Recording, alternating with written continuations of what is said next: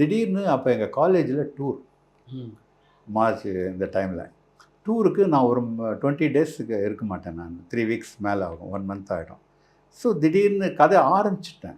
எனக்கு ஞாபகமாக இல்லை, முன்னாடி சொல்ல ஆரம்பித்தோடனே நான் வந்து காலேஜ் குழு காசன் மீசை காசன்ற மாதிரி எனக்கு காலேஜு டூரு கேன்சல் பண்ணுறதுக்கு என் லைஃப்பில் கிடைக்காது.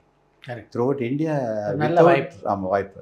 அந்த ஸ்டடீஸ் நான் லூஸ் பண்ணுற மாதிரி ஆகிடுதுன்னு சொல்லிட்டு பயந்து அப்புறம் வெயிட்டரில் சொல்லி எஸ்ஐபிட்ட சொன்னோன்னே இது மாதிரி இருக்குன்ட்டு. ஏன்னா அவங்க என்னப்பா முதல்ல கதை கொடுக்குறோம், அதை விட்டுட்டு வேலைன்னு சொல்கிறதுன்ட்டு ஏன்னா அப்படின்னு சொல்கிற ஒரு இது வந்துடக்கூடாதுன்னு சொல்லிவிட்டு நான் என்ன பண்ணேன், நான் ரொம்ப பயந்து கேட்கும்போது சரின்னு சொல்லிவிட்டு சுஜாதாக்கு சொல்லி சுஜாதா கிட்ட 3 வாரத்துக்கு சிச்சுவேஷன், சின்ன லெட்டர், அப்போலாம் கார்டு தான் எழுதி 3 வாரத்துக்கு சிச்சுவேஷன் எழுதி அனுப்பிச்சு 3 வாரத்துக்கு படம் போட்டுட்டு நான் இங்கே ட்ரெயின் ஏறும்போது 3 வாரத்துக்கு படத்தை வாட்ச்மேன் கிட்ட காத்தங்கத்தால் ட்ரெயின் ஏறத்துக்கு முன்னாடி கொடுத்துட்டு நான் பரோடாவில் போய் அந்த படம் பார்க்குறேன் sir, print. It's a great thing. எனக்கு கூட ஃபீல் இருக்குது. ஏன்னா அப்கமிங் ஆர்டிஸ்ட்டு, ஸ்டூடெண்ட்டு, நான் போட்ட படம் வந்து இங்கே பண்ணது நான் பரோடா ஸ்டேஷனில் வந்து அந்த அந்த அந்த அடுத்த வாரம் வரதை நான் வந்து எண்ட் ஆஃப் த ரிட்டர்ன் ஆகும்போது பரோடாவில் ஸ்டேஷனில் பார்த்து.